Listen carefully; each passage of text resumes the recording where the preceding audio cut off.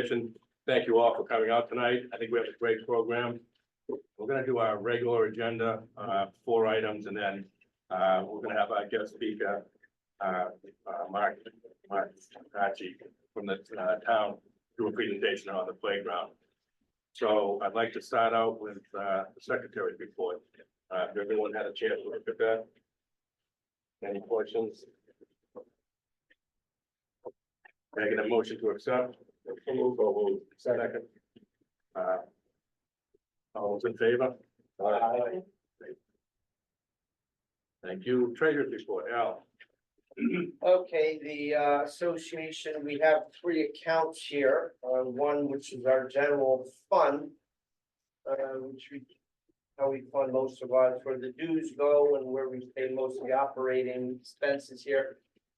We have a balance $7,181 in the local Rockland Trust, and we don't have any bills or anything outstanding here. We also have a little savings account in the money market. It's in the Vanguard Money Market Fund. $2,864.88. I think we're enjoying right now the 5% dividend, but interest on that should be heading down next month. That's on its way down, unfortunately. So all you people that like the 5% yields, those days are gone. Start next month. We also have $17,894 in the Robert Smith Fund. That is a pool of money which we use for certain donations and projects and gifts that we do. So for instance, if the town, the library, or we also fund scholarships. So that's where that fund is. So between the 3 accounts, we have about $28,000 right now, and all bills are up to date. Not sitting on any bills here. So any questions at all?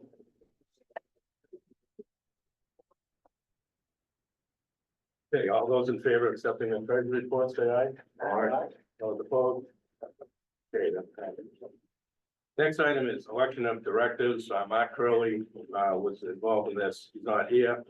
And we all have 3-year terms that these board members have served before, and it's coming for another 3 terms. And board members Bruce Cole, Bill Cutcliffe, Peter Hansen, Diane Richardson, and Rick Bryson.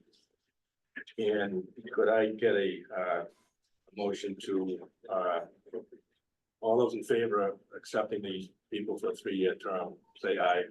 Aye.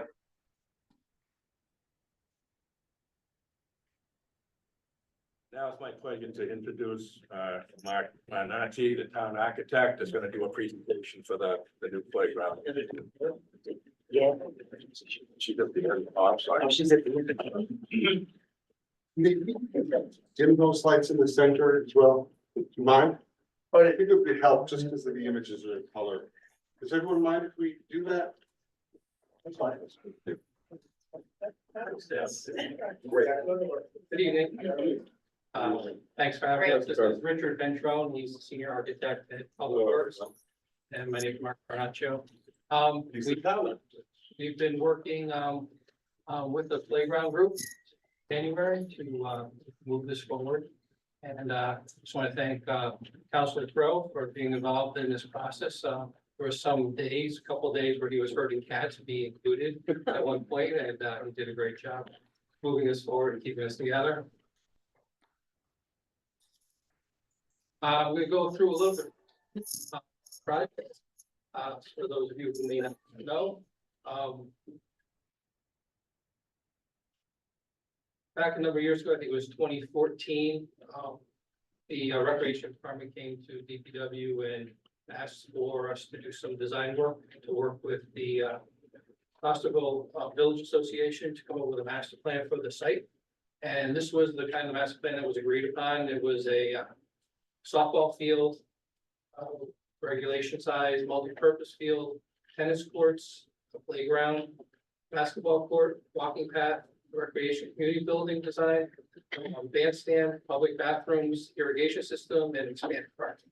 And the playground in this image is that kind of Purple thing, purple and pink right next to the tennis court. amoeba shaped thing. That's the area.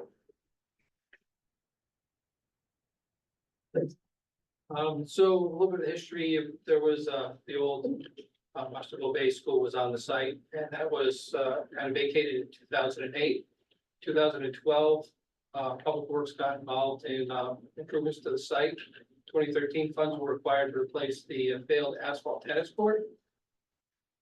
And feasibility study was conducted in 2014 that basically said that the best thing that happened to the school was to tear it down, which really was a shame. It was a beautiful building.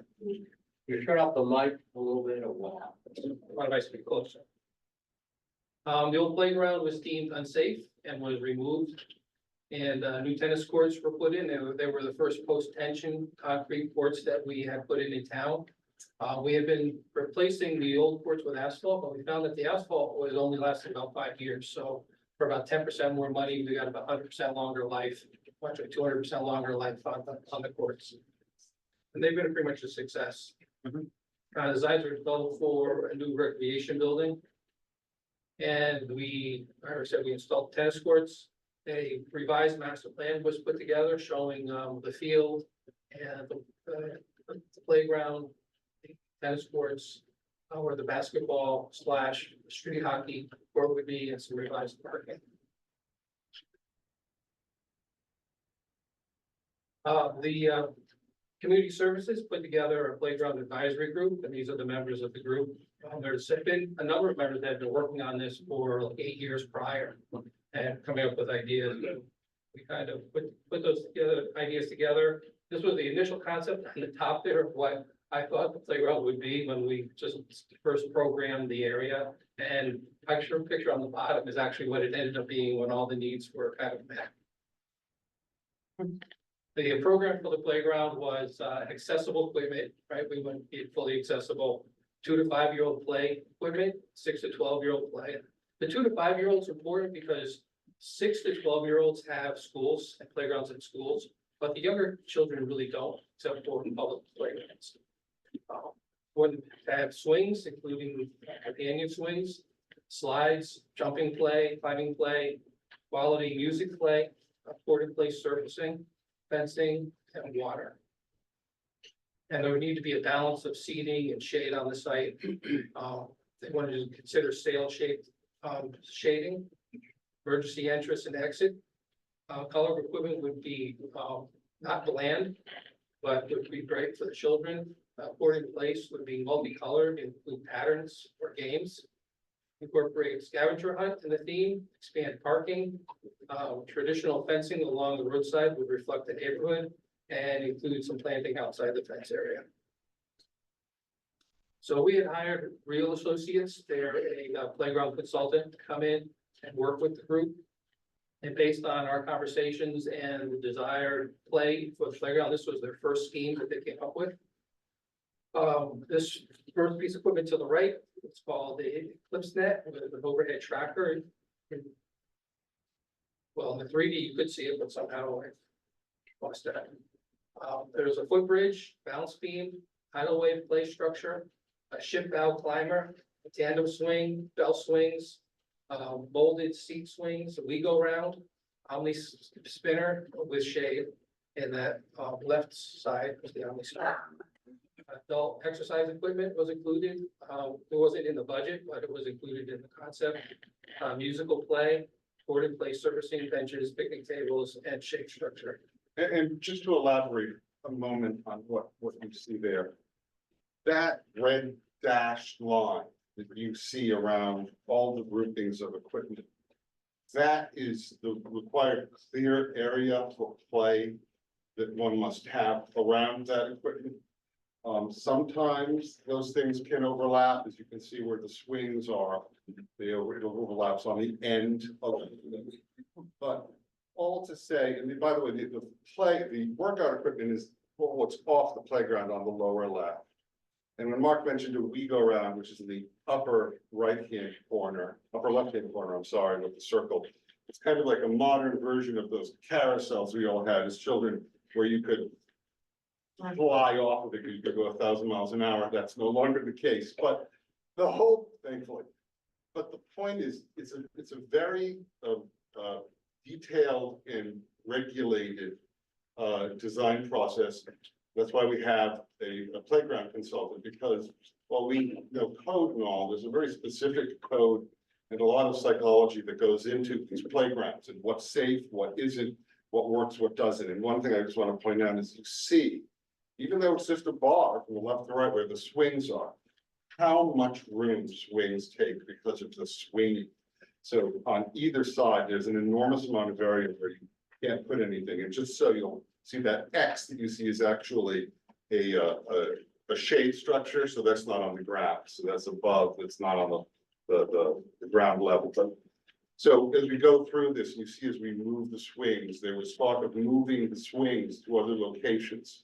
And you'll see why it's difficult to move swings, and you had it, they have swings, and you really more space, ground space. Yeah, there's an assumption that if a playground is open, it's safe. That's not always the case in our experience. That's why, if we go to a playground and there's unsafe things and they can't be corrected, they need to be, secured, because parents bring their children there. The playground is open, they naturally assume their children can play on it, and it's a safe space. And the town does in fact have, Jody right now is Jody Real, a playground consultant on contract to make sure that they are safe and advise us when they're not, and tell us what we need to do. Recently in Centerville, we had to shut it down because although people were playing on it, it just was too dangerous.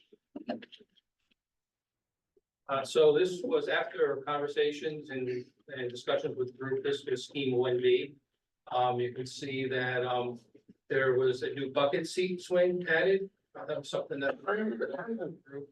There was a new oyster house, because the previous scheme kind of lacked a lot of 2 to 5 year old play. So that was an introduction, a little playhouse. We added a shade to the play structure that didn't have it before. And a lot of the play curtains stayed the same. We also added percussion play, outdoor music, which is a very high quality music play instruments. So that was important to the group as well. After that discussion, we kind of went back to the design and said, we kind of came up with one design, but why don't we look at 3 other options, other possibilities? And there was discussion about expanding the swing set to include what was called an oodle swing. An oodle swing is almost like a tire swing that can swing in any direction, but it has a large frame. So if you look at the swings, that horizontal line, on the far left is the oodle swing. You can see how much room that takes up for a fall zone. And then how much longer the swing took. And it was almost like this scheme was mostly about swings and not other play. So it wasn't real popular. Layout study B relocated the swings to the end of the playground, and it removed the Omni spinner. Somebody in the group went to see the Omni spinner and had their children play on it and said that it wasn't that great, so it was removed. We introduced the Omni spinner was the spinner that was in the upper left corner that was under shade that nobody really liked. We introduced the oodle swing, swing on the previous scheme, and it was still here on the right side of the part. This increased the playground area. We're watching the budget the whole time. Skips. And then layout C, did I just do layout C? Real, yeah.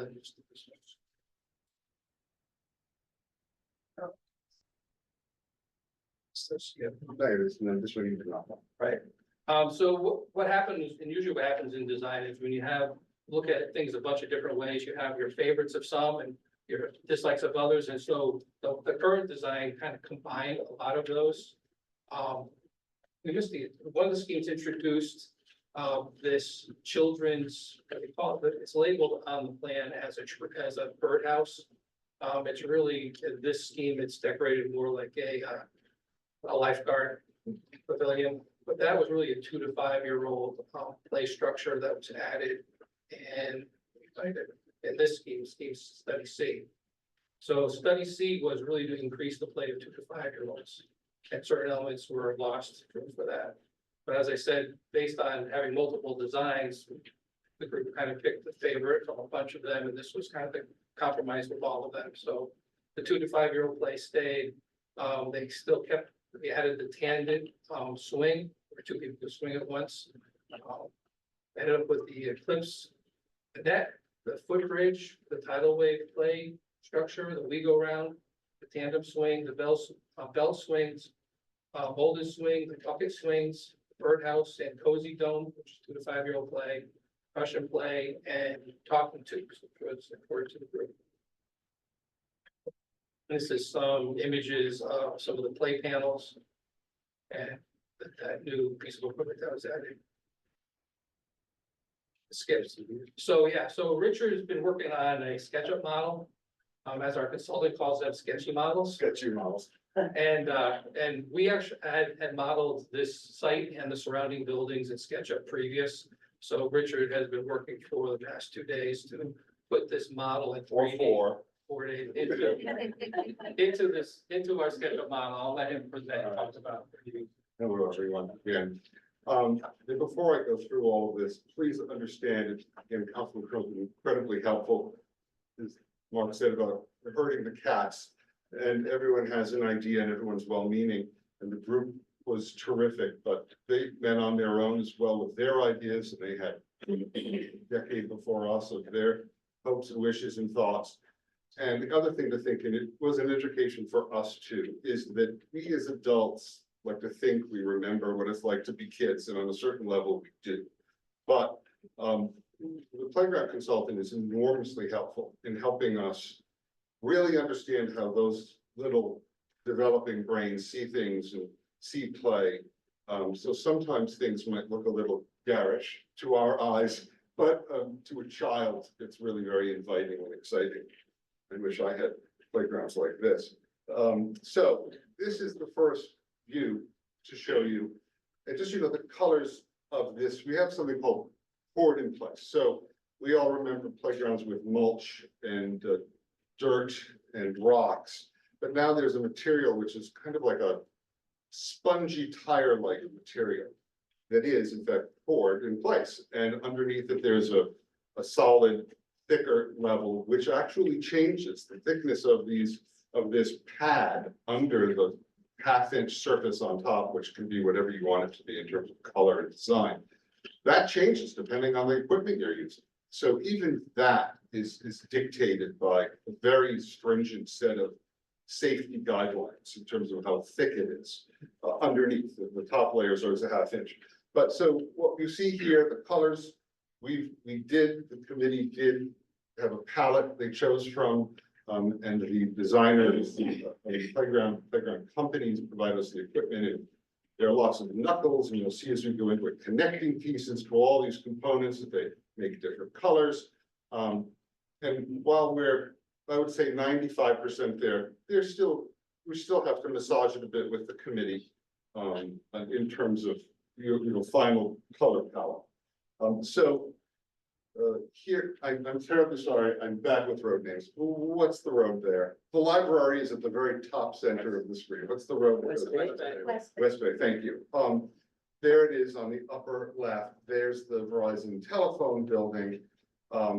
And you see there's an entrance down here on the parking lot, which has gates. There's also an entrance in the upper corner, which is really more for equipment and maintenance.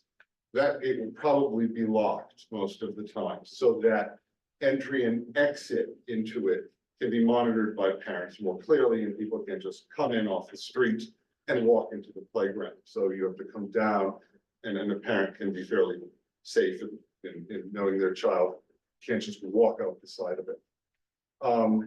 This is a view from the other side. Again, we have these poured in place patterns. You'll see there are little circles frequently that kind of help direct or suggest a path for a child. There's a lot of imaginative play that can happen with those alone.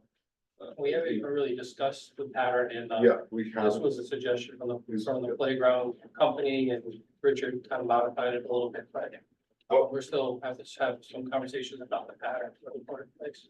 But there's this little, what do they call that little dome thing? What do they call it? That's the cozy dome. The cozy dome. But even that, you can climb on it, go in it. Children like to hide, and so there are two things we must always consider. being able to hide, but you also don't want a place where at night it's easy to hide. When children aren't there, other children are visiting. So that's always kept in mind. So a lot of this you'll see as we go through it gives the illusion of privacy and hiding that a child can see is, you can't get me, but in fact, at all times you're visible. This view, again, from the road, there is a fence there now, but you can see how, even approaching it, how much is going on, how exciting it can be for a child. And this is the view from the parking lot. One of the things we have here, whether this is the final place, we don't know, but on the left side, that cylinder is a bottle filling station. We may have two of them, but we'll have those on site. And we're thinking of a fence of this kind, a metal, open, 4-foot high fence. So this really is the first glimpse you're getting of this really major piece, and one of the centers even grander. But you can see there's again the sense of enclosure, but at the same time, it's very open. No one can hide in this, crawl in it, and you know. So a lot of climbing, a lot of things on the ground. We're not, the final pattern isn't decided. You'll see there's a lot of ocean type palette, even that ladder thing that you can climb through that's kind of coral colored. This central atomic structure thing is made of rope or line, so one can climb in it, climb through it, climb over it. And again, the type of play that is spoken of, you can, not fall in the water, jump on those little circles and, am I going to be able to not fall in the water? This kind of play that kids will just run wild with. And this piece connects, as you see through this kind of coral ladder, tubular thing, to the next piece in the center. Which is this piece, which has a large shade structure, which we will in the winter off season with bad weather, we'll be able to take that down the top of it so that it doesn't get ruined. But again, this, I can't even begin to tell you how there are bridges in this. There are places to crawl, there are tunnels to go through, even these orangish things you can climb on top of, you can climb through. You can kind of see that orange hoop past the slides there. That's a jumping platform that children bounce on. Like a rope bridge. This is a totally accessible carousel structure. So a person in a wheelchair can go into this. It's at grade and it can be spun around and you can do it from within. We show it as a tropical fish palette, these panels.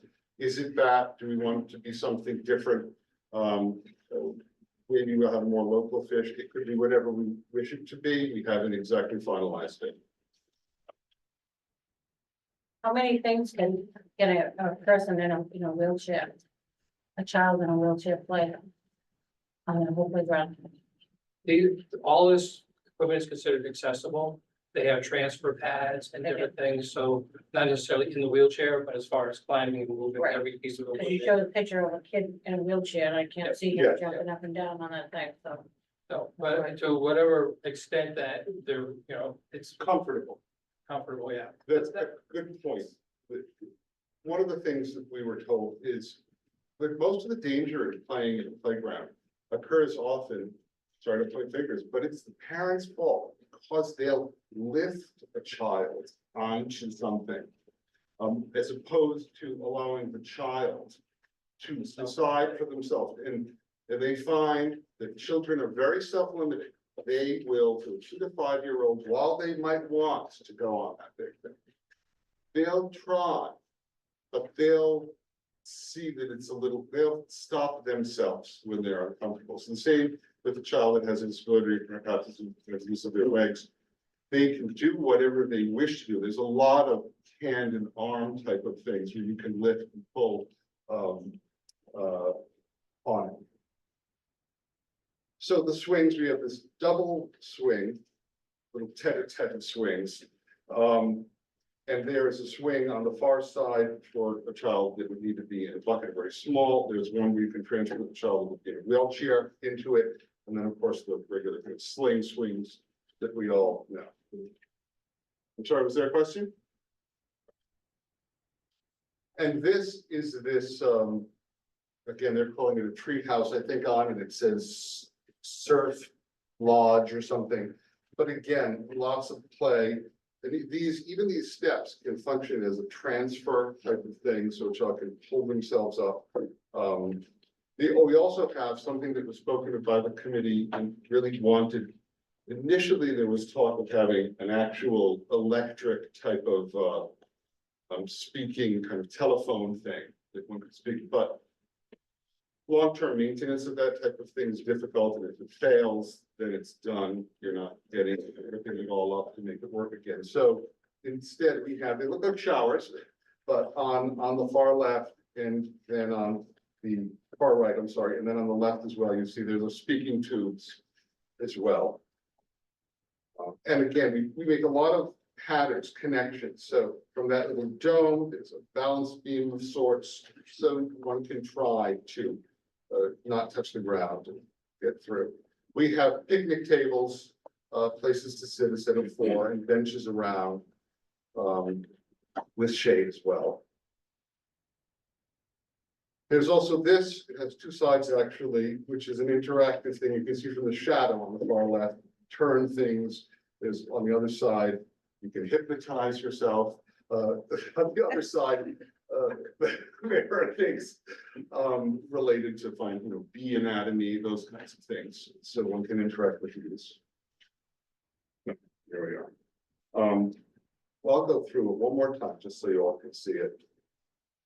Keep my mouth shut. So please tell me if you want me to go back or stop. What's Yes, sir. what's the material the stuff's made of?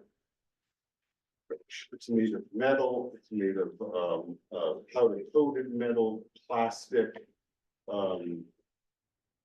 rope, fabric. In a seaside community, how long is it rated to last? No, this is landscape structures equipment. It's very, very high quality equipment. We have gone through the process of using them. There's a state contract with them. And there's discounts with them as well. And they're very high quality. So we looked at based on speaking with Jody, we've discussed a number of different manufacturers and some individuals' experience as well as our experiences kind of shied us away from some of them. So what's the That average reason. life? What's the average life expectancy? Oh, Well, I know Loose Love, we were working with Loose Love. Yeah. How old is that? That's 15, 20 years old. We actually moved that. There's always maintenance to do. So when we relocated that, every moving part was replaced. So all these pieces are available for constant maintenance. There was a swing that broke. So, when one swing breaks, you replace all the swings. So it's just a matter of, people who use it, the end users and public works, and recreation, keeping an eye on things. And when they break, you have to fix them right away. You can't let it. So they're highly UV resistant to color wise. Yes, sir. So you talked about the base underneath the playground. What is the chemical analysis of that? Is there any PFAS, PFOS? No, we had to- What analysis has been done of what's gonna be used as the base? Yeah, you can go online, you can look at the studies that were done with board in place. It's actually made from recycled rubber. There is no chemicals that leach out of it. There's been studies done on it, there's a lot of questions about it. And it doesn't leach anything, it's not harmful at all. Been a lot of research on that. Yeah. It looks nice, but I see a lot of cleaning type maintenance. I mean, their leaves are gonna get in things. Does the town have an adequate plan for a budget to not just once a year take down the shade panels in the fall, but to really keep it usable? That's so clean, but I'm not talking germaphobe, but I mean, just so that it doesn't Maintained. Yeah, if you take a look at our capital improvement plan, which is our request for funding for these projects, and there's a line item for additional staff or whatever is needed to maintain them or for additional people. Right now, it's getting a little better, but there's been a big crunch on difficulty hiring employees across the world, but yeah. Yes, sir. Again, was there any thought given to the kids love these areas that shoot water? Especially in the summer, they run around and they go on, they go off, they go on, they go off. Any thoughts of any area, small area that might be fountain-like? Yeah, there was discussion about that. There was a desire to mix that with the playground. That would be a separate project for water park. But even with those discussions, when you're mixing playgrounds and water parks, there's issues with the quality of the water, maintaining, chlorinating, sterilizing, all of that. So there was some discussion early on about water features here, but it was kind of ruled out. They want to do a traditional part of the playground. I'm just curious why this particular spot was chosen. There's another small playground on the corner of Lovell, it's got a. Is that area gonna be used for something else? I feel like this is kind of crowded in there, and that building, the Verizon building, it's noisy. There's that playground that's over in the corner there. It's was a temporary playground. That's actually the equipment that was moved from Parsons Mills. Okay. And we brought it over there and we refurbished it, so it was safe and installed it there. It has just a wood fiber base, which That's not what happening. that's not what you're asking. No, why, I just feel like you squeezed this in here next to the noisy Verizon building.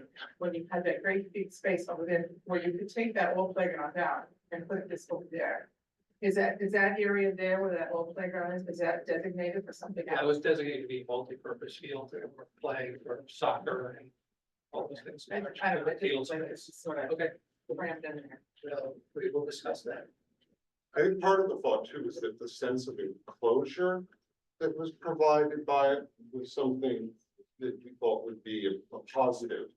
Again, you're dealing with children, parents, there's a sense that it's somewhat of a room, an outdoor room. Yeah. Sir, you had a question? Yeah, I have a question on the insurance issue, public liability for the town, the expense of that. And I assume you're gonna have some kind of supervisory staff working at this place. But one question I have is whether the parents, when they bring children, are they gonna have to sign off something regarding liability? No, we won't have, there will be no monitoring on site. So if if a child gets hurt, I see a lot of areas there, if a child could get hurt, they can sue the town. Well, parents are gonna watch their kids.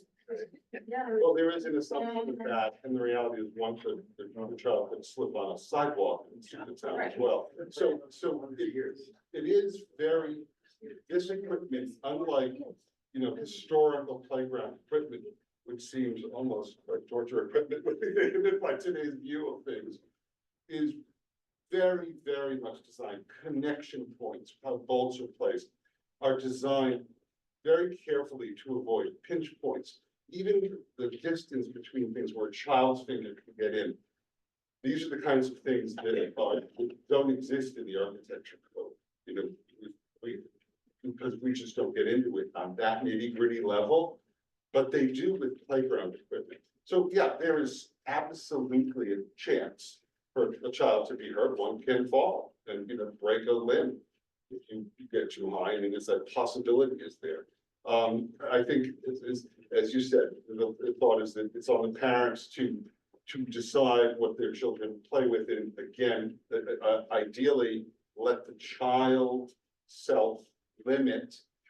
Don't lift up the 4-year-old and put them on the 6-foot high, grab bar or something, because that's probably something they can't get to without your help.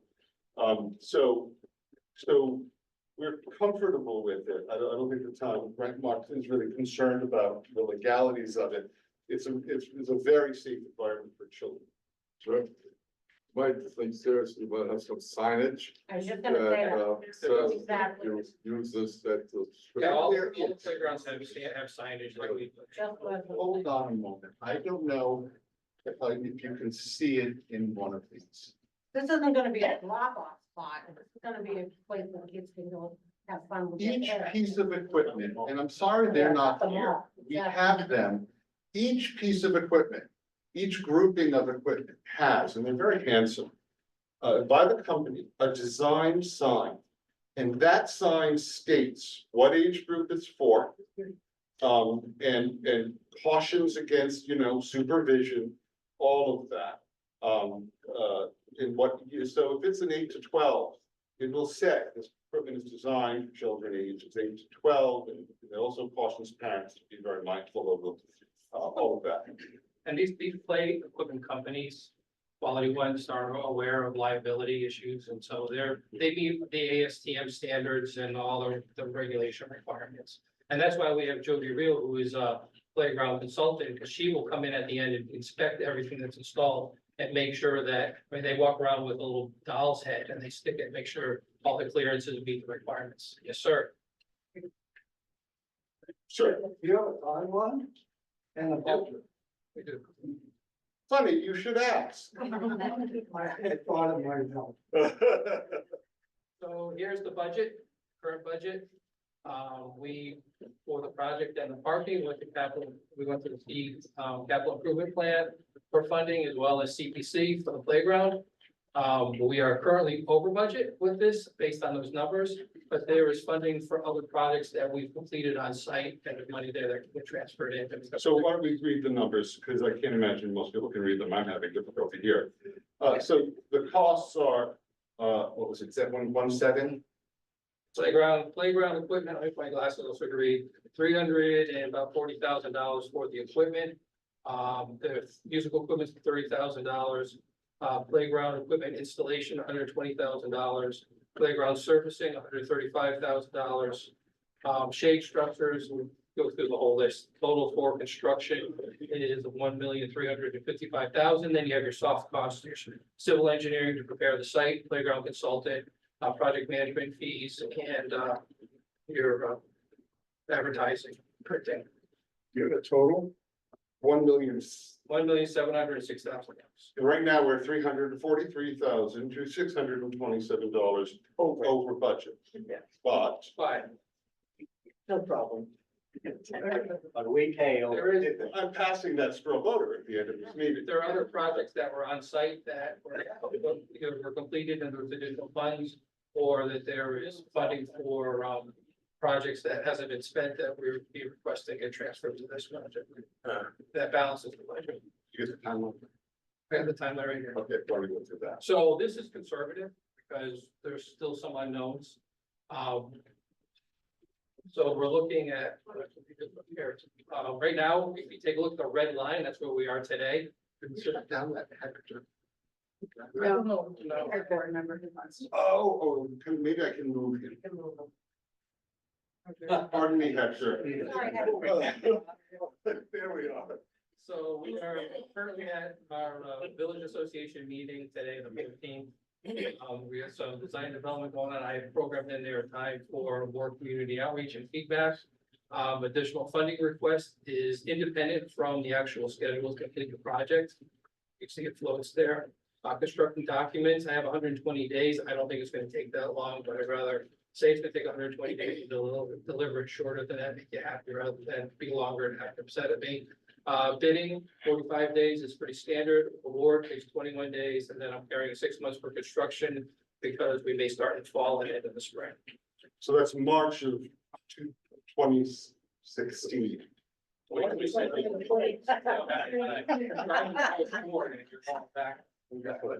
2024? Say again what you're, March of 2026. thank you. March 16th, so I said 2016, I saw March 16th Yeah. of 2026. So if we can, We start our day at 7, so forgive me. we can push our consultants a little harder as well. That's the current schedule. 2 years. And if you send that to us, we can post this at ovatoday.com, so if people wanna take a look at the budget or the Yeah. schedule. Well, the whole. The whole thing, yes. I had a hard time Wait, kind of seeing. it. now, Yeah. I moved it off of that. Excuse me, Mark, when's the next follow-up on this after your presentation? We'll be setting up a meeting with the advisory group, and community services. And we'll regroup, because they haven't even seen the renderings yet. These are hot off the presses. And what's that gonna be? Probably 2 weeks. Okay, so. There's, yes, right. Any other questions? Yeah. Where is the extra parking going to be? I must have missed it in the. Is it? Where the old tennis courts were? In that area? So let's see if I can if I can get this to work. Yeah.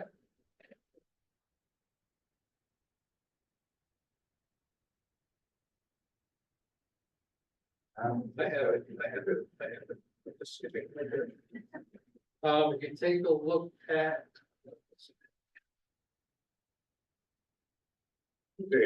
There, so the existing parking that's on site, we're expanding it down to, gaining about, 15 spaces, I believe, We're here. to there. And eventually, there will be parking here too, but this area, so this is the existing, in this area. Any parking, any parking along the, what you call like utility fields? No, not right now, there's water issues over there, eventually that's all has to get corrected, in the original plan, when we were developing the recreation building there, we were redoing that whole road. And I didn't put some additional parking there, but that was just preliminary discussion. Is it regrading or drainage that needs to be done?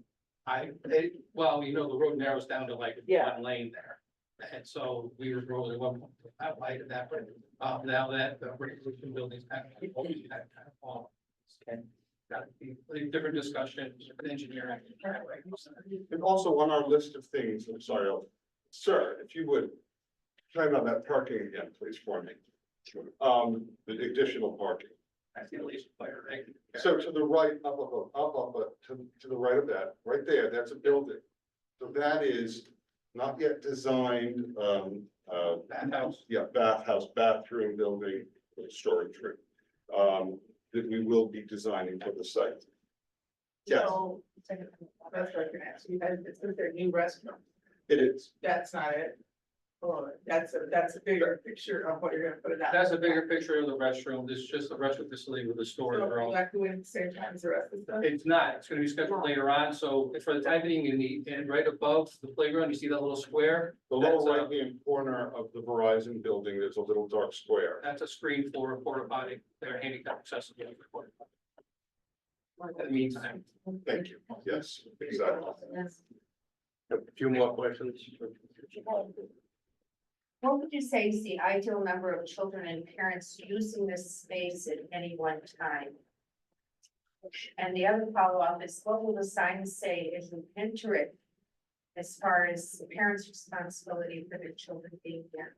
yeah, I have to get standards, we really haven't, time to when we're talking about signage yet, but we do have standard signage at the playgrounds that we use. And we will look at that and we'll determine as a group whether it has to be increased or not.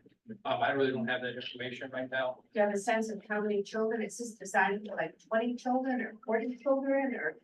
Well, it'll, to a certain extent, it'll self-regulate. I mean, it's really designed, I mean, basically you have a site that was really deteriorating.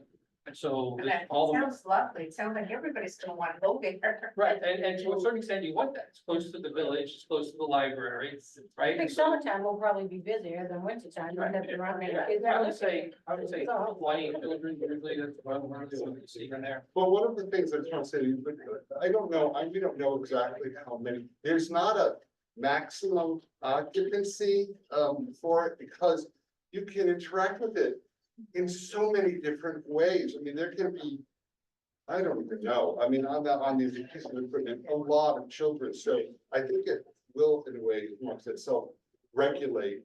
But one of the things the committee did make clear is that they wanted a playground, not just for the citizens of Osterville. They wanted it to be a welcoming place. They wanted Osterville to really open its arms to people that might want to come. And what we did find was Luke's Love Playground, which is minuscule compared to this. It's a real destination. People travel quite a distance to go there, and every time we go to that site for something, there are people there on days that I would think people would not go to a playground. And so I think it will be a destination playground, which is exactly what our designer said about it. There is a lot in play here. Yes, sir. Are there any synergies between this and what's going on in Centerville, rebuilding that? Very good question. It was something we had already designed Centerville, which has a much more specific theme, which is very nautical in a very literal way. There's a ship. There are elements that are very, very literal. So yes, in the sense that the equipment designers are similar, and swings tend to be swings, but no, in that this one is far more what's the word I'm looking for? Impressionistic, far less literal, by design, by the express desires of the committee, than the one in Centerville. And I will tell you, because of being pushed in that way, and having the committee members who, again, were all incredibly invested in this project. I think by being less literal, it's actually far more imaginative, and I love Centerville. I think Centerville's a great playground. But this one is more, what is it? It's what everyone is. This one suits, each one suits the community. Yes. Mark, should we have one more question? Sure, go Mark. John? I just wanted to make a couple of statements. We're in this committee discussing, going back there, it was talking about how this is sweet. And you go to that property, it's a very large area. And this is one of the largest playgrounds I think will be around. It's linear, of course. But one of the reasons we decided that this was a spot where it was closest to the library. Okay, because I believe there'll be parents with different age kids. And they'll be supervised at the library, one has to study that night or something, and the other child, and other parents can watch the other child while they're at this playground. And the other thing is at the top right on the other thing where the temporary playground is, that's open space be lined for soccer games and that kind of stuff. That's why we put it in. So we just wanted this closest to the library in the center of the village we can get in. And those bathrooms will be in a CIP funding for the next round. We get that and the parking lot. Cause I know years ago, you talked about, I don't know, building a community building or something like that, and having bathrooms for like people to come here for tourists in the summer. Yeah. There's still wait. Well, that was proved to be something that was a bridge too far financially for us. It turned to be $14 or $15 million that we would not be able to finance that for I don't know how long, be a long Well, time. the only reason I say that is because it's so, and we're not spending the extra whatever it costs to put those bathrooms in now, so that it's fire. Yeah, it all comes down to the budget and we were able to do it. And I agree with that, the bathrooms. It's sort of not, Yes, Osterville is better than that. no question about it. But that's something that wasn't put in this round and will be as soon as possible. There's no question. That's been planned all along. But I want to say these guys have done a terrific job on this. There's so much thing going on here that there's something for every child to be here. And I like the fact that there'll be a crosswalk across West Bay Road to get to the library at the same time. So even though the entrance is on this side, but parents, they have different aged kids. If some kids need tutoring or something in the library, they can come here at the same time and have the other child run around and do that kind of stuff, and vice versa when the other kid's done with his assignments or whatever. So, so that's why that was placed there.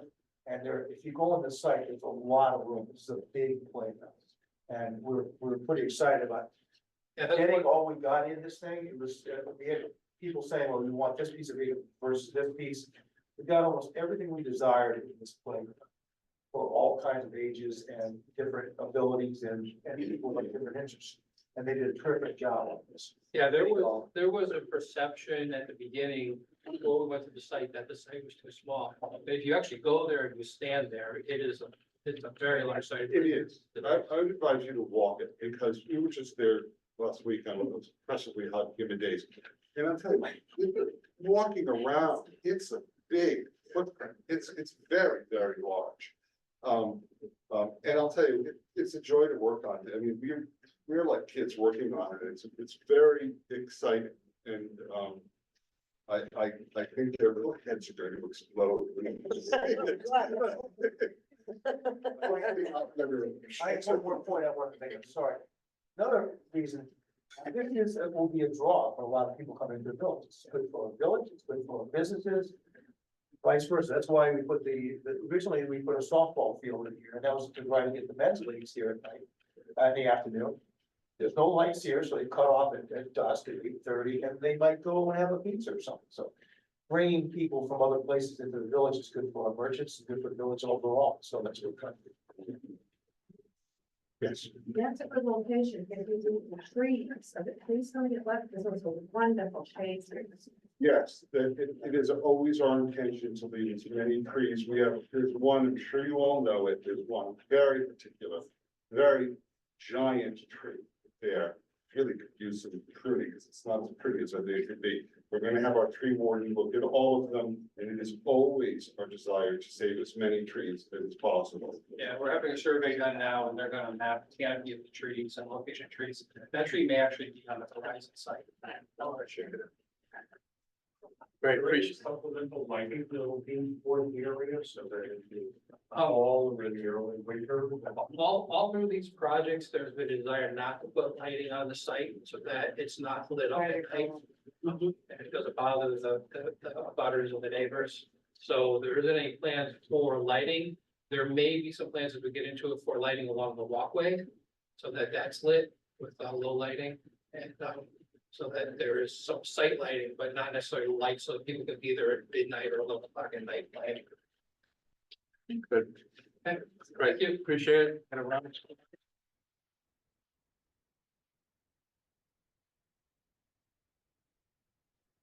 Any of you want your-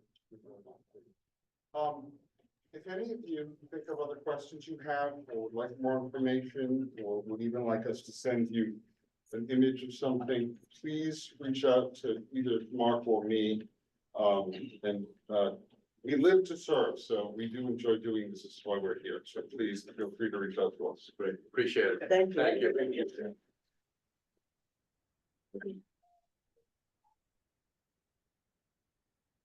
Okay, I have to apologize to Gail Nightingale. She was on the agenda before the presentation. My rookie mistake there, I swear, apologize for that. So please give Gail your attention. As chairman of the Osterville Business and Professional Association, I am pleased to submit our annual report for our 2024 fiscal year. Our financial report, the balance in Rockland Trust on June 1st, 2023 was $2,868. Income was $29,412. Expenses, $27,446.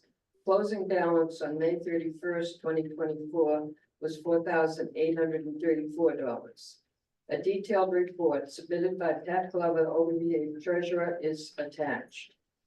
Steering Committee, a list of the OBPA officers and steering committee members is also attached. We welcome Cindy Cotton of the Osterville Village Library as a new steering committee member to replace Carol Williams, whose help has been greatly appreciated for the past many years. Christmas charities. This fund is a combined OBPA effort headed up by Bruce Williams. We were pleased to be able to donate $2,900 each to the Salvation Army and to the Cape Cod Times Needy Fund this year. The OBPA Scholarship. Jared Cole and Matthew Curley, both of Osterville, were this year's recipients of our $1,500 scholarships. They were both so well qualified that we decided to award 2 scholarships again this year. Annual OBPA meeting was held in June with Mark Ellis, Barnstable Town Manager, as our guest speaker. We thank all the Barnstable departments and the COMM Fire Department for their help during our various celebration days. Our 54th annual Christmas open house and stroll will be held on December 13th this year. Please join us, especially around the creche at 6 p.m., which will be preceded by a Christmas decorated golf cart parade down Main Street at 5:30, escorting Santa in the COMM fire truck. On behalf of all the members of the Osterville Business and Professional Association, I ask for your continued support as we attempt to keep the wind farm off of Dowson's Beach, disrupting our business and residential community. And as we try to keep Osterville the village we have all enjoyed and loved for many years. Amen. Thank you.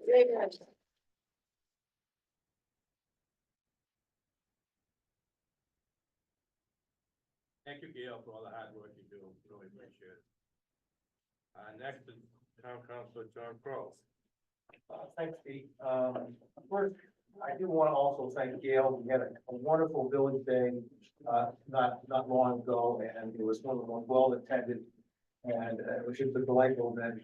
Gail spends countless hours setting these things up with all the PA staff. And whether it's the village day or the Christmas stroll, and she should always be thanked for what she does, because she does an incredible job. It's great events for the community and families to come to. And so.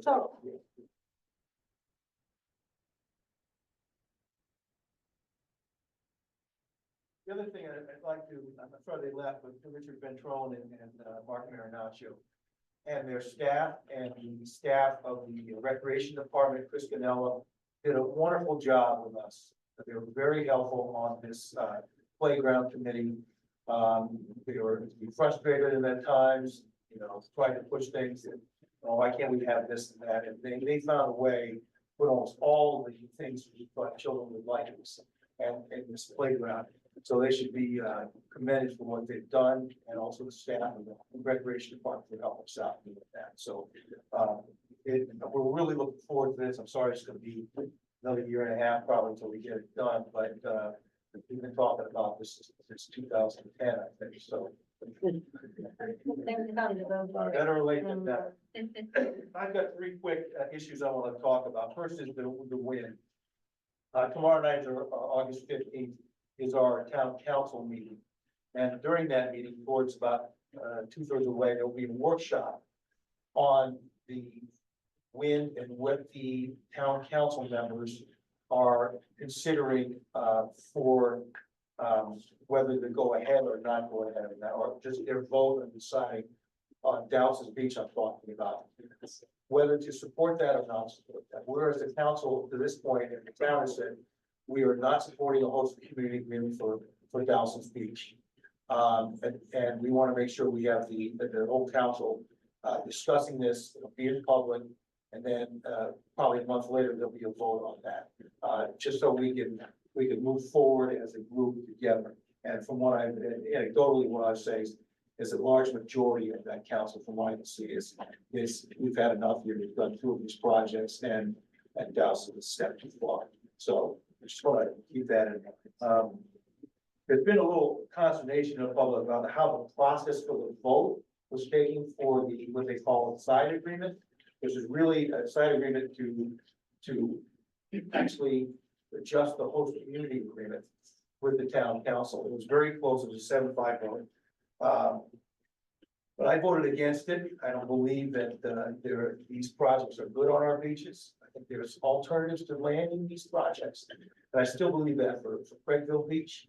And we don't know how these projects will be bid, whether they're put together, whether they'll bid just on the Craigville and they'll bid on the Dowson's, or they may do one. We don't know at this point. We wait for the bids to come in. There've been 2 lawsuits so far regarding this voting process that we had for this vote, and one is still pending. There have been many open meeting complaints, and those are still pending. The open meeting complaints basically deal with the fact that the procedures that were in that executive session did not match other procedures for the other host community agreements that we've had through the town. And there was a feeling by some councilors, including myself, that vote should have been in public. Okay, we can't talk about what happens with our discussions with lawyers or strategy, But that vote was different from the other votes where they had executive session, and then they left, the negotiations out, but actually had those votes in front of the public. And so that's what some of the, issues are before the board.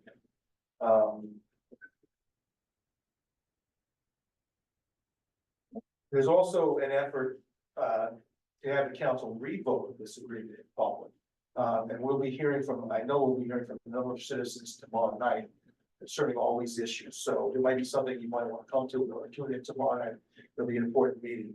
And I'm always with an open mind and going to watch what happens. And but you know where I stand on most of these issues. And a lot of this is out of hands. We actually ran into the governor today on purpose at the Four Seas Ice Cream. The number of us were out there today with about 30 people and trying to get her to speak to us directly about what's happening. So we're trying at every level here. Next, the federal government has given a significant grant to some electric infrastructure projects in New England. This is about $500 million. And this, we believe, is one of the reasons why these power purchase agreements were put off from. They're incentivizing through these agreements some connections to these points. Now, we don't know for sure whether it's the connections that they're talking about online grid backbone connections, or where actually some of these, maybe these projects might land. Okay, future project, maybe this project. So that's something to keep an eye on. And these connection points aren't on Cape Cod. One's in Brayton Point, and then one's in western, east, far east of Connecticut.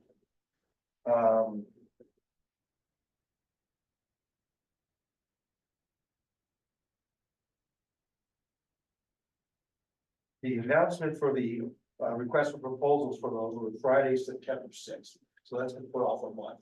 So when those power purchase agreements come through, we'll let you know how this went. And that's not the end of it either. The next item I want to talk is about zoning and housing and new council subcommittees that we had with President Felicia Penn. There were five different subcommittees. First was on housing, one was on zoning, one is on the disposition and development of town properties, the effectiveness of current committees. We don't go look into the committees that exist in our town, whether all those are necessary and what their status are. We're going to look through that, and also the town code, because the town code is very old. I'm on 4 of those committees: the housing, the zoning, the disposition of town land, and existing committee review. You can check the town council or the town calendar to see when those meetings are held. They're public. You can come to them. If you're interested in any of those subjects, please do come to them. This is always better to have the public in there scrutinizing what's going on, putting their own spin on things that the committee members would want to hear from. There remains an opportunity for real discussion about these key issues. 2 examples of what I mean by that are: 1, the housing plan has been rolling along. It calls for major changes to village neighborhoods. This closely tracks the Cape Cod Commission recommendations to change zoning in other villages, including here in Osterville. No one showed up, or very few people showed up with a public comment at those 2 committees that have discussed it. And we don't think that's acceptable. We need people to go and find out what's happening on the long-range comprehensive plan that's coming up. So that'll be for the council someday. And one of those issues that we need to discuss together as a community. The meeting here in Osterville about the local comprehensive plan drafts on housing and land use put a spotlight on the process that needs work. Those of us who attended here, discussion was discouraged. Comment was sought on changing zoning without maps to show where that zoning changed in our village, and where those are being proposed. Also, work is underway to increase traffic and pedestrian safety in our village center. I've talked to the chief of police a number of times about speeding this summer. It's happening everywhere. They put details out near the Swift Avenue that comes into the town from the cut in Cranville, in Centerville. They've done some other things in the town. We've agreed on putting some speed bumps in the village itself. There's 4 proposed at this point. I think we need probably 12 or 13. down, West Bay Road, down Parker Road, some coming into the village, some from the north coming into the village. But they're $175,000 a piece for. You know, you look at the cost of what this cost, everything is in this area costs a lot of money, it's done by one call, unfortunately. But it's $175,000, they're doing that speed bump, but they have to be engineered the correct way, that kind of stuff, so keep an eye on that.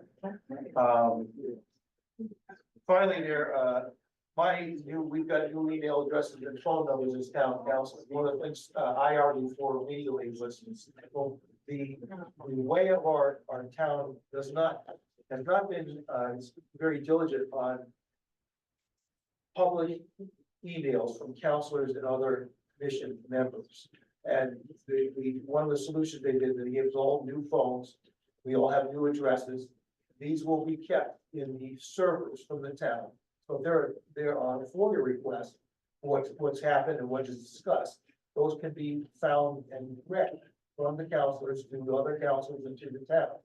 So that was one thing that's happened in the last year. There's been issues with town communications deleted by town employees that were open for FOIA requests, and we decided it was enough of that we're going to have. But everybody who's those communications that are town employees and town council members of town employees, that those will be able to be FOIA and it will be safe. I think that's the point. My new email address is john.crow@town.barnstable.mass, town.barnstable.ma.us. So that's john.crow@town.barnstable.ma.us. All the town emails are the same, they're all like that, just the way it is. My telephone number, anybody can call me at any time, 774-487-0976. So, and I also have lots of library hours here every other Tuesday from 1 to 2. And the next meeting, the next hours I have are August 27th, it's next week. It'll be 2 weeks after that. And Cindy is good enough in the library to post them, so people want to find out well. What she does, when she put your addresses in your, as well, your email address and your phone number now? Where would you like that? In the village, it goes from the library, that say when you're gonna be in the, Yeah, you're available, Yeah. maybe she could put that in there as well. yeah, we can do that. That's all I have. Any questions? I'll be glad to hear. Go ahead. Just a quick one. I don't know whether or not you can answer this, but it just dawned on me when you said it costs what, 175,000? You said, Got it, yeah. does it cost that for every town? Does it take as long? It just seems to me every single time when Osterville learns something, it's like. Here they go. I'm just curious. I mean, if every time. Working on the playground, I understand what you're saying. You know, I mean, These feels people. like when Hyannis put stuff done, I get it. Yes, we also have some sidewalks that you put in all the time and maintain. I understand that everything takes forever. And also, you gotta remember, there's 12 other counselors that are also asking for things in their districts. So we have a limited budget and the capital improvement budgets every year. They try to even it out as much as possible. It's ridiculous on display. I'm not gonna start on that. But as for the, we're hoping these speed bumps will be here in the next year. I'm just curious, because Yeah, I work over in Barnstable, Yeah, I know. and I hear all the time. Oh, you live on the other side, you want this, and you want that, and I'm like, mother of pearl, are you kidding me? I've been fighting that for years. I was a truck driver for 30 years and I still get that, but I grew up in Connecticut. Whether they're twice as snobs they are here. So, I always laugh when people get this attitude to me because, okay, I've been there and I grew up in that stuff. But again, the hospital has that, we just have that label on us. And unfortunately, that's what we've got to deal with, but it's not rational, it's just people. And Seriously. So John, the guys who were here were talking about the playground and they mentioned the sidewalk, there's gonna be a crosswalk there. yes. Are they putting the bill for the raised crosswalk? The town, you mean? Yeah, Yeah, well, that'll be something. so was it in that budget? No, it wasn't in that budget. Either was, at this point, was the bathrooms. and the, where the old tennis court, that little parking lot. I've asked the town if they can put some gravel, on that parking lot to make it useful now. Because the library has overflow and people can use it. We don't want people parking in the garage. I understand recently somebody's been towed or got a ticket. So if you're gonna park there, we get some gravel down, park on the old tennis court here. Jeff, do you have something to say? Yeah, John, I have a gazillion-dollar question. June 27th, you had that agreement 7-5 vote on the easement granting, correct? No. That's when they announced it. That's when they announced it. Yeah. Yeah. All right, well, They June voted Right. a couple weeks earlier. June 13th was the Right, right. Well, 2 or 3 weeks later, the blade fell into the ocean, correct? Have, you had mentioned the counselors, looking for people on that right there, and I don't know what the process is. The council's not looking for a revote, this be serious. No, I understand, but The where, court case asked. yeah, no, I got it, but where I'm going is. Yeah. Have the counselors that voted in favor of that, those 7 counselors, talked to any of the people in Nantucket that had all their beaches shut down for a week? This summertime in terms of, what's potential on Cape Cod, never mind the power grid underneath the street, that's a whole nother matter. The blades haven't even hit a hurricane yet, I mean. I highly recommend they do that. The other council, the 7 councils who voted for it. Well, so for internally, is anyone spinning that? And does anybody know if those other blades are compromised now? We don't know that at this point. I understand recently there's some oil leaks from that. Okay. Or understand. Coming down, it might have hit another blade. We don't know. No, John, is anybody spinning it with the 7 counselors that were in favor of extending those easements? Yes, it's a yes or no question. Nobody at this point, but we're having a meeting tomorrow where it's gonna be open discussion about Dallas' especially, particularly. Whether we have any desire to get in the host community with Dallas. I don't believe there is, but that'll be open question, and That's gotta be the big gorilla in the room. well, I agree. I think everybody is now seeing what's happening.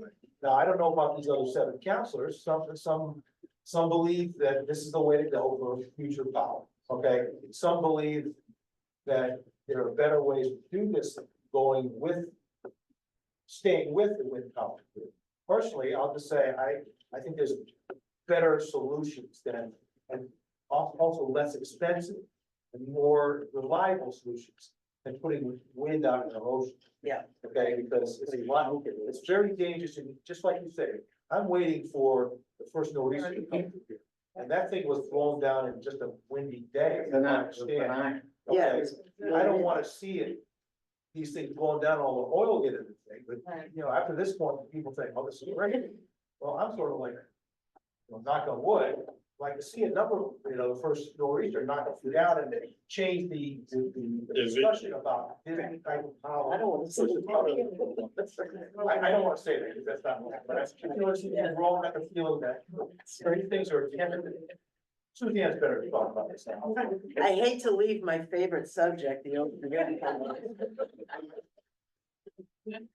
But I would like to know these raised crosswalks or speed bumps.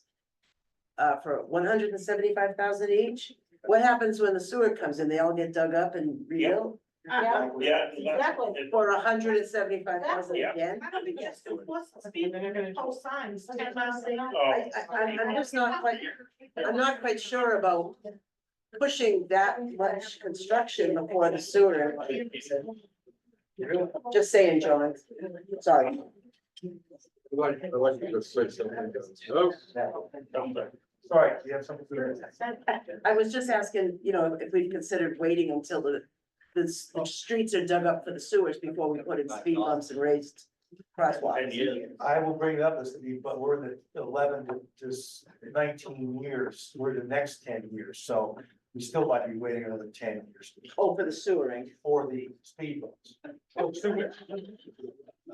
We're waiting another 11 to 19 years. No, I got you. For Phase 2. Stewart. Right. Yeah. Okay, so we'll have another 10 years. As for speed signs, we've asked them to put those speed signs, they put a few in. they also move around the details on these, I talked to the sergeant, Troy Perry, his name, who deals with this, they move those around, everybody's having this problem. John, why don't we look at putting in temporary, I mean, speed bumps is a concern, there's temporary ones, I use them in a variety of places. Yeah. They go into the ground, they anchor in very easily.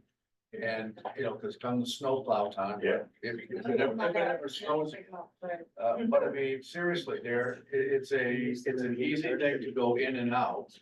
And they can be quite effective, and I'll guarantee you they're a whole lot less than $175,000. Well, I will, that sounds like a great idea, and I'll talk to the town. Why don't we have a police officer back in town? Oh, stop that. I know.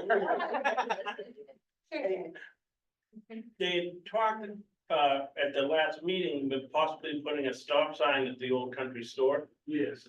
That's in the. Just to slow them down, you know, let them start speeding up again. That's in the works, Joe. Okay. Right? I recollect very clearly when we had the speaker here that, back about 4 months ago. Yeah, he put out he's been working on it for a long time, but he only has 4, and that's one of the 4. But they are not very far to being completed, I believe, that he said. I think you're talking about speed bumps, the stop signs. No, stop sign. Stop sign you're talking about, I actually was one of the people that actually asked them. to do Yeah. that. Right. And they're studying that, they're also studying. I will call them, first thing, tomorrow morning and talk to them. And another was Just in time for the winter time. they're also looking at the Wimpy's West Bay, Main Street. Yeah. It would be nice if there's a 4-way stop there, so therefore, it's got people coming in twice into the village. And, which would be nice, but that'd be a traffic engineer type of stuff, so I'll get back with them tomorrow on that too. Jeff, do you have something else you want to say? No, okay. Go ahead, Pete, I'm sorry. That's right. I want to thank you for everything that you're doing. Yes. Appreciate it. Yes, thank you. Thank you.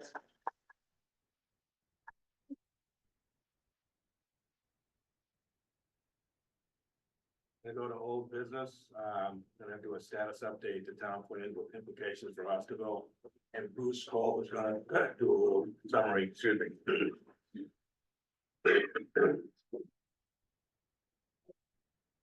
Great to be here with everybody tonight. Nice to have some folks here. I can remember many OVA meetings where there were a half a dozen of us looking at each other, wondering why nobody was here. So it's always a nice change. My remarks have just gotten briefer and briefer and briefer as the night's gone on. So I just wanted to point out a few things that each one could be a meeting in itself. But just because we're having an annual meeting, I want to keep these issues on the radar, and that is that the town is working on a housing production plan. We need to revisit STRs, short-term rentals. Yes. And how the town approaches that issue. Also, when I first started on this board as a director 10 years ago, Jim Crocker was still here, as you know. Jim was really heavily involved in town politics and a great guy for many years. And one thing that I learned from him that stuck with me for a long time. He said, the number one challenge that we have that no one is really talking about is water. And the reason I bring that up is because when we talk about housing plans and we talk about producing, maybe ADUs by right on everyone's property and building all these buildings. Can't forget what Jim Crocker said about water.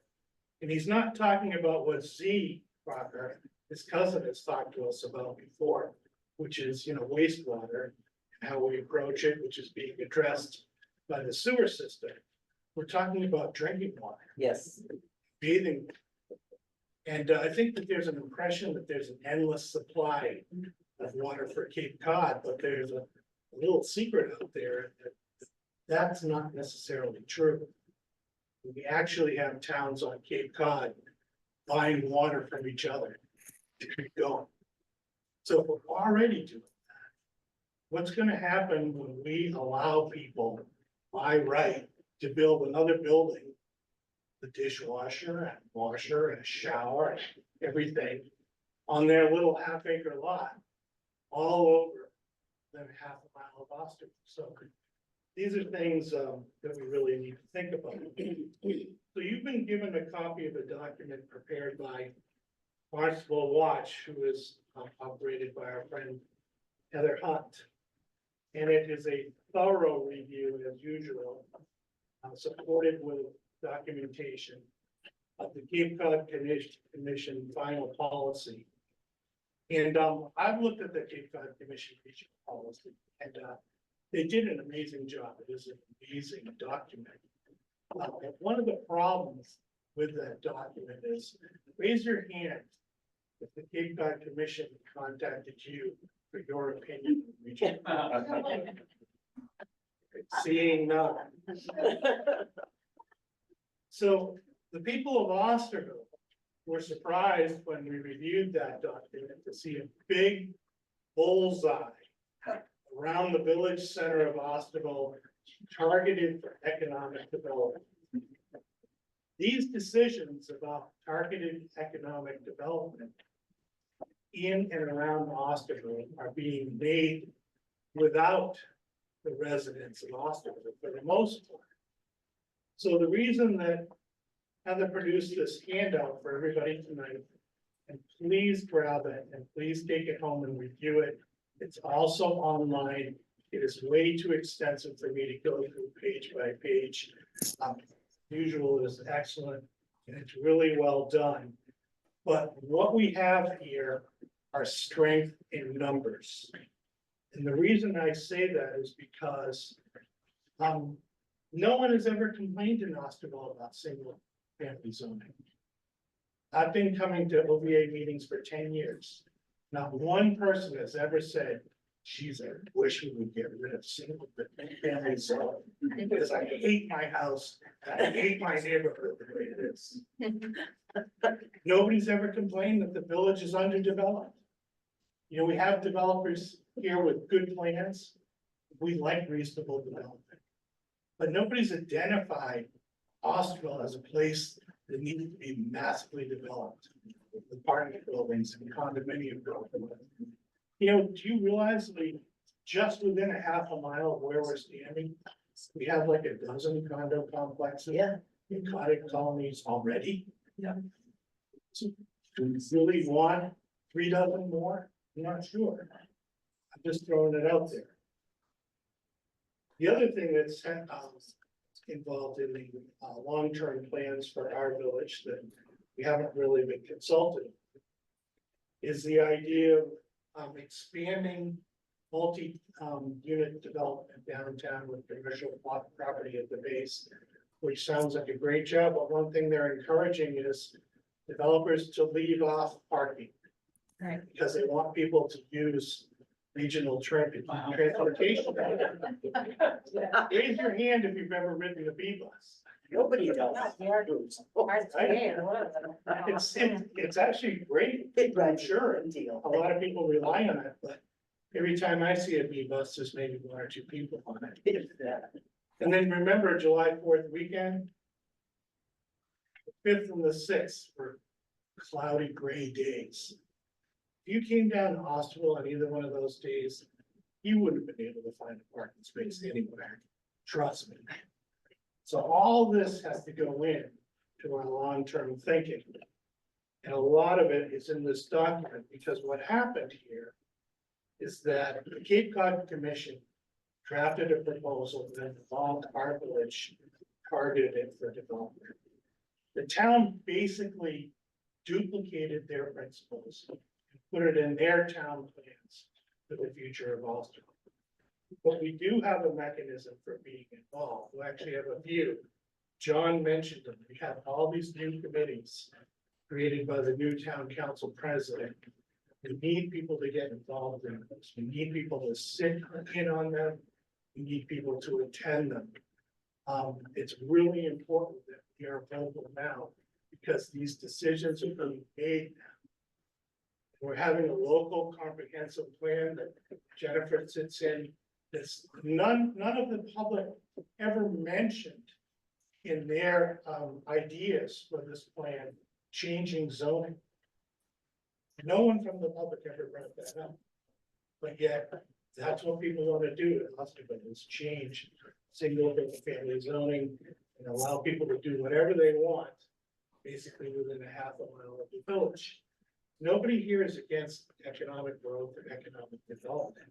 But we need to be involved in the process so we can be assured that we're doing it right. And the reason that this document is important, well, we want to encourage you to attend the wind farm meeting tomorrow night. And we want you to get involved with Jen and what the LCP plan people are doing, is because there's a lot more strength in we and us together than there is from people saying, well, I don't want that wind cable running across my front yard. We've got to shift our thinking and our focus and our strategy from how it affects I and me to how it affects us and we. And I'll give you two perfect examples of how this has been successful. Everyone's familiar with Save Twin Brooks, right? Look what happened at Save Twin Brooks. Grassroots, bunch of people got together. They didn't like the idea, the subdivision that's typically found outside of Atlanta on an interstate highway being put across the street from the Melody Town. They got together, they fought it, they organized, they were visible, they were vocal. Guess what? Now we have a really deserving organization like the Riverview School going in on that property instead. This is a school for disabled adults and disabled children. Think of what could have been 350 apartments versus what's going to be there now, and the rest is going to be preserved. The other great example, and that's probably the reason most of you are here tonight, is our friends at Saved Houses Beach. You talk about one person, say, damned if they're gonna mess with my beach. We all know who that is.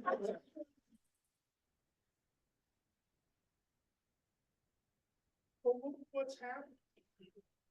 You know, they're making a difference.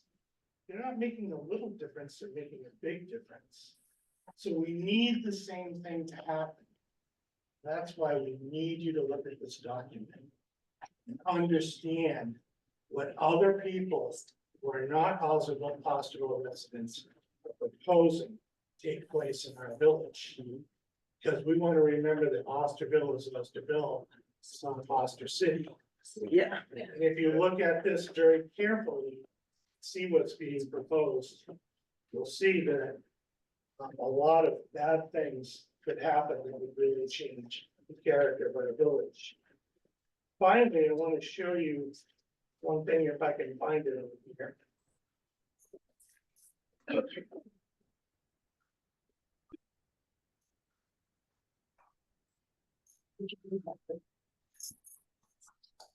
This is still around.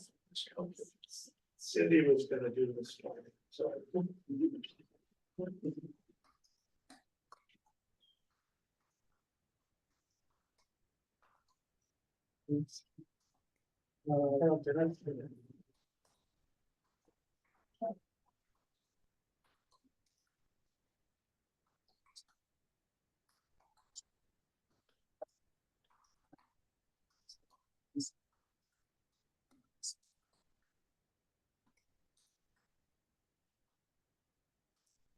There it is. Do you guys see that?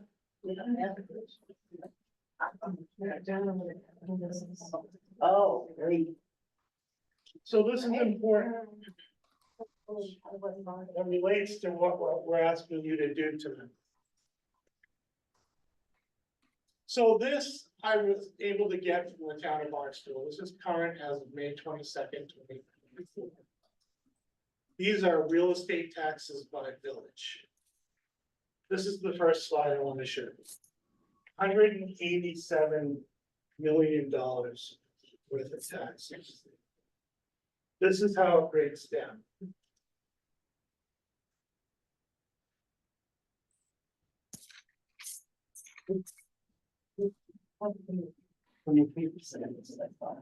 That isn't just residential, is it? That's businesses as well. Yes. This is real estate taxes. Real estate is real estate. Yeah. So look where Osterville falls. I don't get it. There's a lot of people in Hyannis, right? Well, that's right. You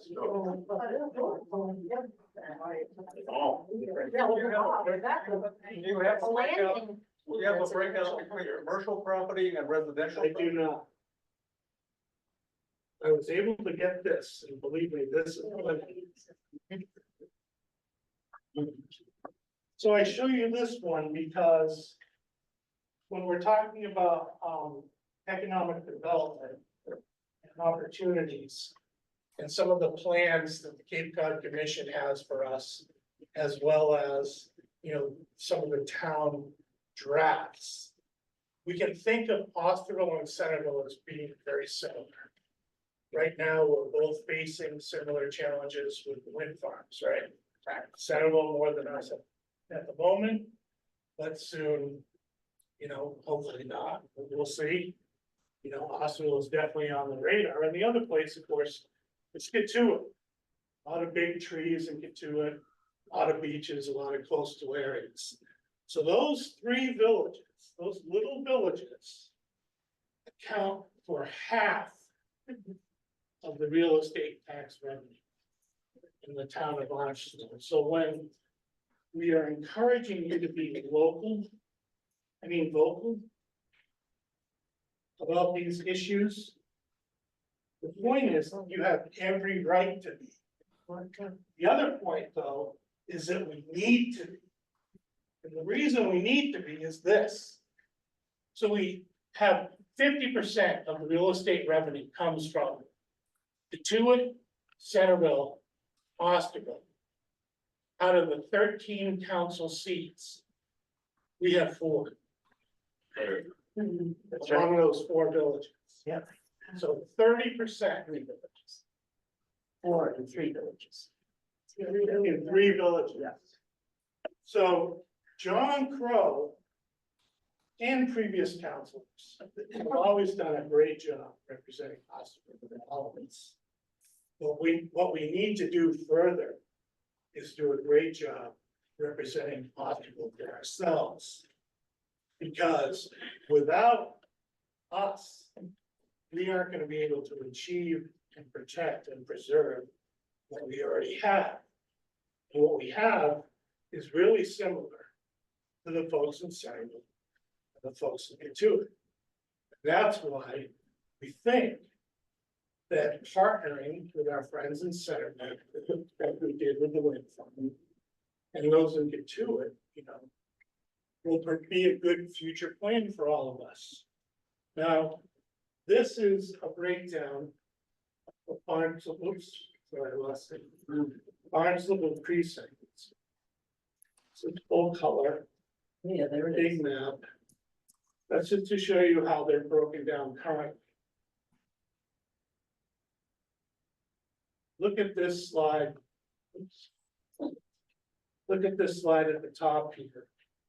Wish I could show you this bigger, but. This is to tee up Suzanne, because Suzanne's gonna talk next. So in this latest supplemental plan, this is how people voted. Precincts 2, 3, 4, and 5 all said no, along with precinct 13. Oh, settled, Guess where they are? on the settled. 13 is here. 3, 4, and 5. So all the people who are going to be directly impacted by wind farm development, cables landing, all voted against the proposal. One, these cables are gonna go up this way. The first one is already in place and goes up to the east of Woquacket Lake, up Pitcher's Way. The Centerville one will go on the other side, Counselor from precinct 6 wasn't there, wasn't able to vote for whatever reason. I always give people the benefit of the doubt because you never know what's going on in their lives. So we don't really know what that counselor said. Counselor 7, counselor from precinct 7 in Katuitt actually voted in favor. I guarantee you that if one of those cable was going to Oregon Beach or Loop Beach, that vote would be different. Or he would be buried under second base at Old Park. So this goes to show you the importance of us banding together to tackle long-term issues. For not just Osterville, but also our surrounding villages, because there are people making plans that will affect not only our futures, but our kids' futures and our grandkids' futures for years and years to come. Not just in the form of wind farms and land and cables, but also just in our everyday lives. The reason we all live in Osterville, and the reason people like to come to Osterville and they buy properties in Osterville is because it is the way it is. That's So we need to remember that. And we need to remind everybody else of that. So I want to turn it over to Suzanne. I thought this was really interesting information. Very, very much. Thank you.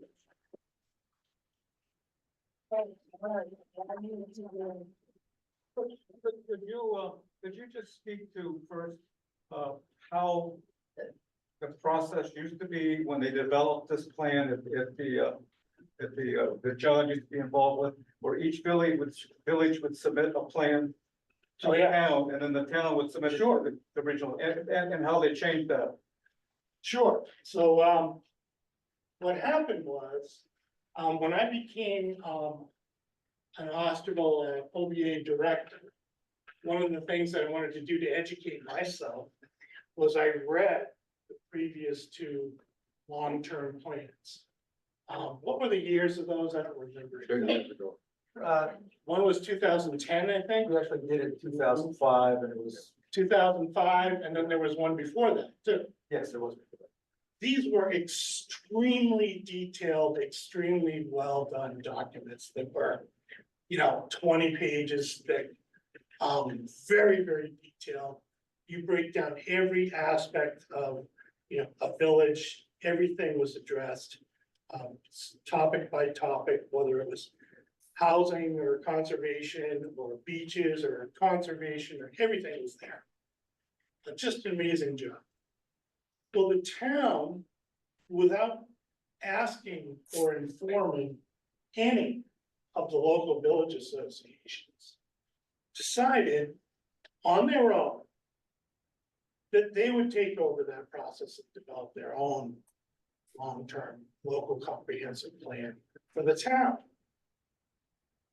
Well, at the same time, trumpeting the fact that Barnesville has 7 unique villages that used to each write their own unique plan based on their own individual villages' visions of the future. That all got tossed out the window. And nobody asked anyone when they did it. So that's how we ended up at this space. Now, we're lucky that we're allowed to have representatives on the committee. But the reality is that a lot of people on the committee were town appointees. People in housing, people in development, people in real estate, etc. And there really aren't as many people from the general public as we would probably want to see. Versus if we were doing our own, like we used to do in the past. I guarantee you, if we were writing an LCP as the village of Osterville, you would all be involved. And there would be meeting after meeting. How do we want to present this? How do we want to do this? What do we want to think about 5, 10, 15, 20 years from now? That's happening now at a town-wide level. So that was a major change to this process. And it's another reason why just as people got involved in Twin Brooks, just as a lot of us are involved in Dowson's Beach. We need you to be involved, not just the comprehensive plan, but also the housing plan and all of these plans for regional development, because if we don't get involved now, it's gonna be thrust on us as the vision of the future. Our zoning is all gonna be changed for us. And all of a sudden, you know, houses in your neighborhood that are owned by people in Arizona or wherever are gonna be knocking down the house that's there, putting up an apartment house there. And they'll have every right to do it, because the town will have given them the right. So we need to combat this now. Why can't the town stand up now and come up with a plan, but to have the town develop it? And then we go to this bigger body, say, this is what we want for our town. It actually works in the opposite, this did happen. So there was a regional plan developed, basically with very little public input by the Cape Cod Commission. How many people have ever been to a Cape Cod Commission meeting? That's what I thought, right? So I mean, the town mirrored a lot of the aspects of that for their own. It's a draft, town draft. But really, you need to review Heather's document, either, you know, on paper or online, but don't leave here without one. Because you can teach yourself a lot in a very short period of time. And your alarm will be raised. And it's not that we are anti-development, it's not that we're anti-wind, it's not that, you know, we don't want to see locals benefit from the economy.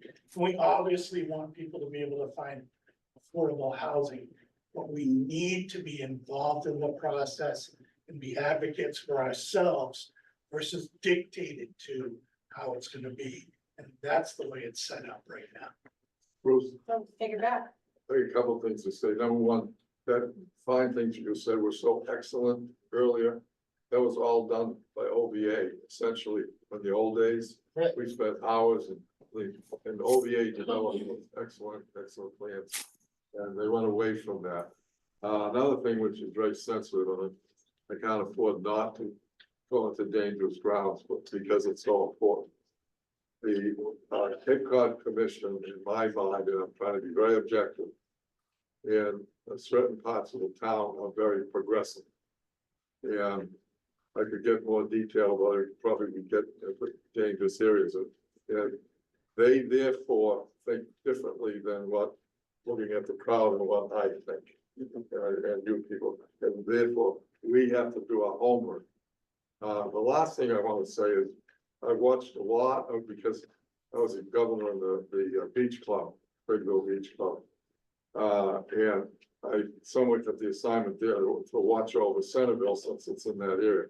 They have a very fine equivalent civic association. They could learn so much from us though, because we do a lot better than some things, and vice versa. And I watch it on Zoom, and I don't see anyone but myself on it. Okay, even for so people don't take advantage of that. So my thought is, and I have, is that I'm gonna recommend it by saying this to the board, leading off of what you said, we really should bond with Centerville.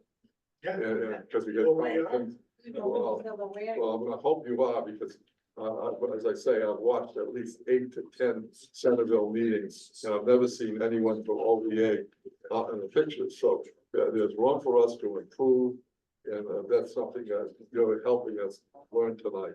Yeah, Okay. there is one caveat here too, and that is that there are many factors that go into designing a town precinct beyond tax dollars.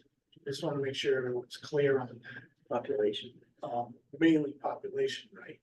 But what I would say is that it doesn't necessarily work in our favor.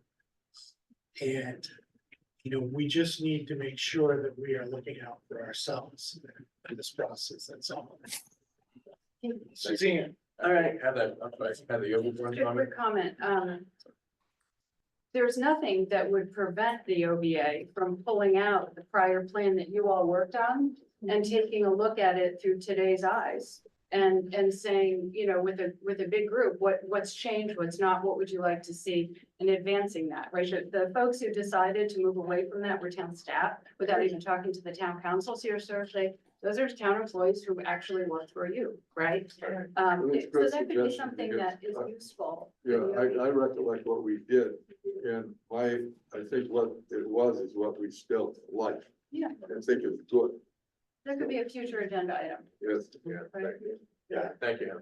and we don't want to come off as combative, but we do want to come off as being advocates. Okay, it's important that we become advocates and not combative. I think Bruce, I'm gonna jump in for a second. Jennifer Williams, Osterville Historical Museum's OBA board member for how many years? Also a member of the OBPA steering committee. President of the Keep It On Historical Association. How many more titles or? I think a couple of things that Bruce said, right on target. You know, it's all about feedback and what we want for this beautiful village that we all love.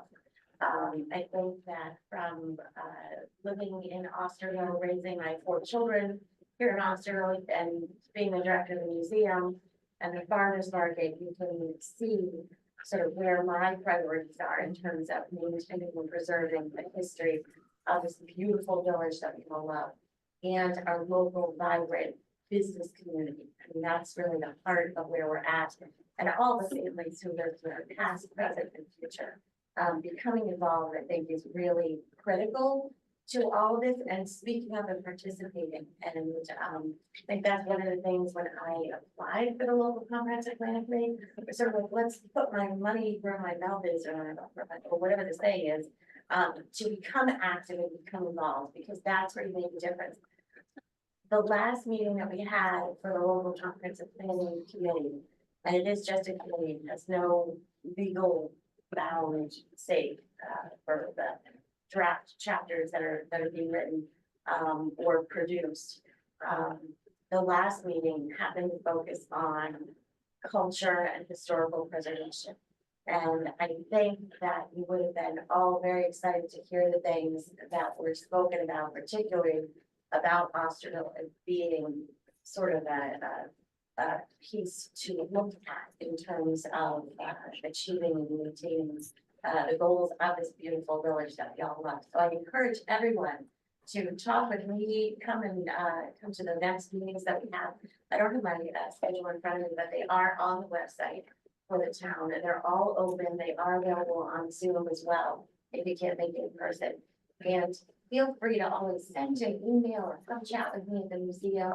I'm happy to talk and listen and share all of those ideas, because it is about preserving. When you have spoken up against some of the sort of taking away single family zoning and spoken against, I'm assuming, village redevelopment, do you get support from the other members? So I think it's really, I know everybody's sort of like, they're taking away the starting at the village level, but when we're in these meetings, and we've done a lot of listening to a lot of experts who come in and speak to us. So we're really in the process of learning a lot. You know, it really is different village by village. And when I say no one has said anything in front of me, I haven't read anything that says anything about changing the zoning of Osterville. Certainly I'd be the first one to be talking up and down about that.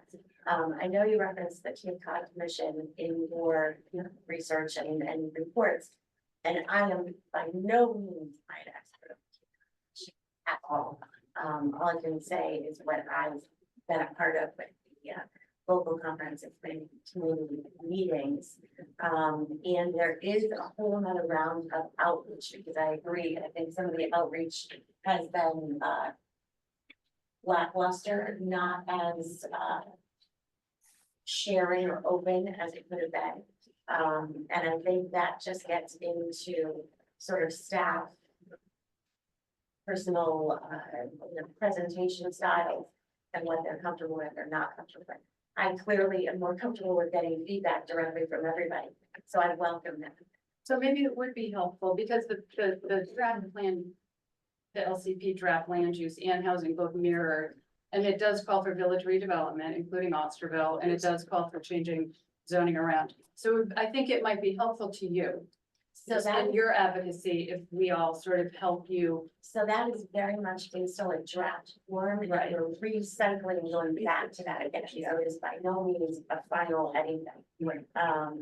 But I do encourage everyone to join those meetings. And again, there'll be a whole other round of outreach going on. And this is definitely a long-term project.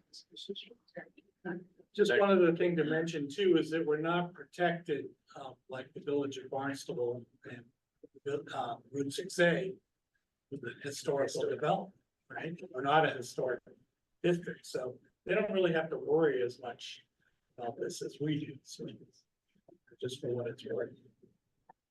All right. Great, thank you. Our last speaker is Suzanne Conley, and we give her your attention. I know it's getting late, but. Yeah, it's getting late and I'll be really brief, but I want to bring you up to date on Safe Greater Dowses Beach.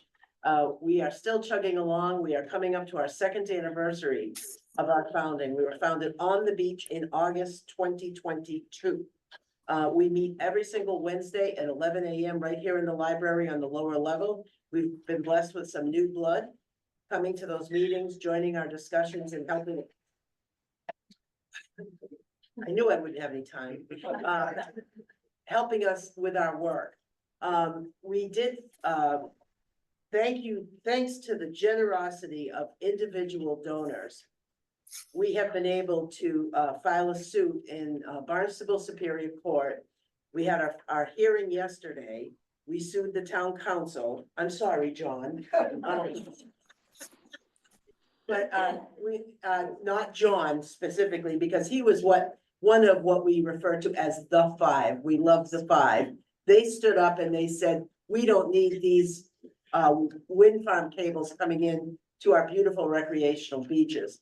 So we're waiting on the judge to decide whether or not the town council will be forced to nullify the vote they took in executive session and retake the vote in public. What that would do would open up a 10-day window for the voters of this town to collect enough signatures to force a referendum on the Craigville Beach, the granting of the Craigville Beach easements under Article 97. If you know what Article 97 is, I'm sorry to repeat this. Article 97 is an amendment to the Massachusetts Constitution, and it protects conservation, farming, and recreational lands. Both Craigville Beach and Douses Beach are protected under Article 97. And just to be, I mean, we're working every day on this, just so that you know. But today, as John mentioned, we happened to stand out with our signs waving away and shouting away as the governor was on her high priority task of following the Cape Cod ice cream trail. So we decided to stand there and let our voices be heard.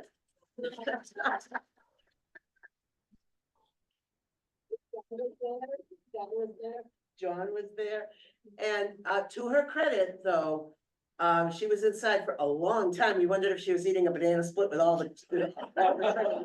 But she was at Four Seas Ice Cream. At the end, she actually came out the front. She'd gone in the back. And she came out the front and came over to us across the street to talk with us. And we did have a moment with her. And this is what I said to her. I said, Governor, when you were the Attorney General, you fought so hard to protect Article 97 lands. And she did. They wanted to put a gas pipeline through some Article 97 land in Western Massachusetts. She went out there screaming and yelling about Article 97 lands must be protected at all costs. You cannot have this land. What overruled her was FERC, the Federal Energy Regulatory Commission. They said, oh, we don't care about your constitution, we're the feds. And they did it anyway. And she lost that argument. But what I said to her was, you fought so hard to protect Article 97 lands. We are standing here asking you to protect our Article 97 lands. That's our recreational beaches. and then I did, and Sandy Jones from Centerville was great. Our village centers will be destroyed by this 3-year-long project. And I want you all to know that the terminus of the proposed cable landings at Dowses would be up on Oak Street. You all know the Kmart Plaza? Okay. The substation they plan to build to service 3 cables, 1,200 megawatts under Dowses Beach would be larger than the Kmart Plaza. All right, and they have to denude a whole bunch of land up there to do it. The one that's being built now is Eversource's. That's not the one they're planning to build. So there would be 4 new massive substations to handle extra high voltage electrical infrastructure. She asked then, how many of you are for renewable energy? And a few hands went up.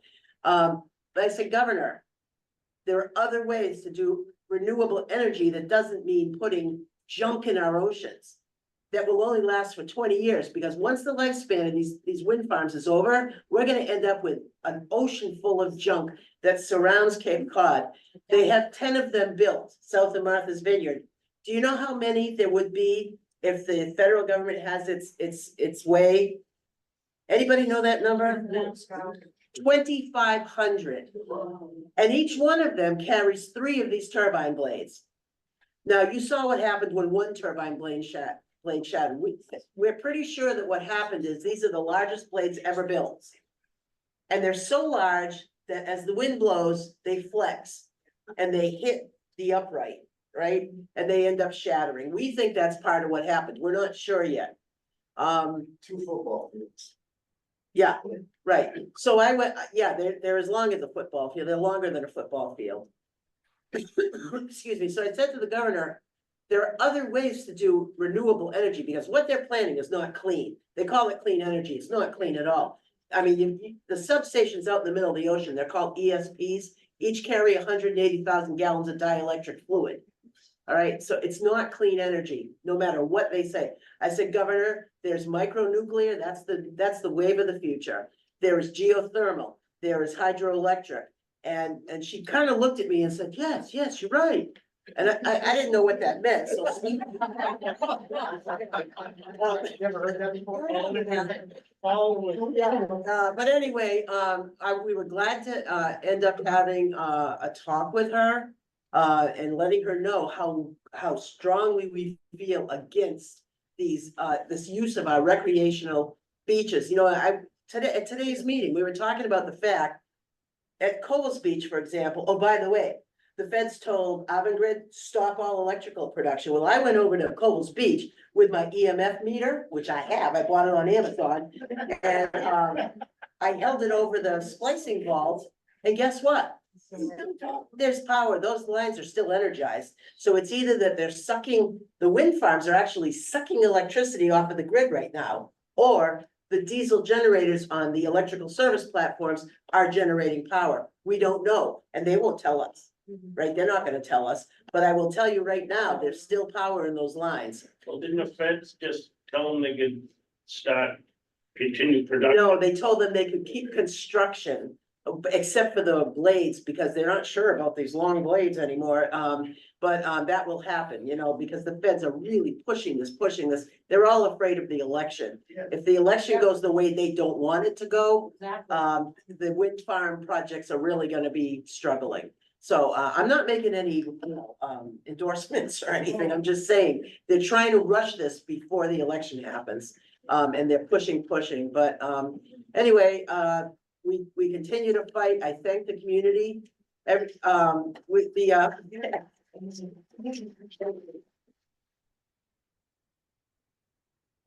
for 2 years, we have a post office box across the street. For 2 years, I'd go there and I'd open it up and I'd be so sad, and you know, and suddenly we told everybody, so we're filing a lawsuit now. The checks have been flowing in, so we're very grateful. Here comes Cindy Cotton to kick us out. But I thank you for your time. I hope I was brief enough.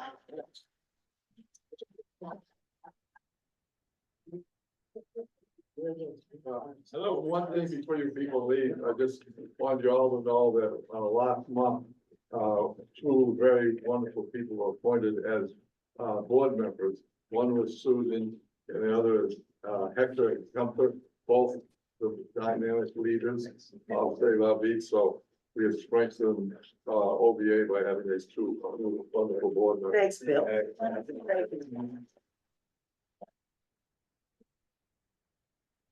Looking to adjourn. Thanks for having us. Everybody passed. Thank you.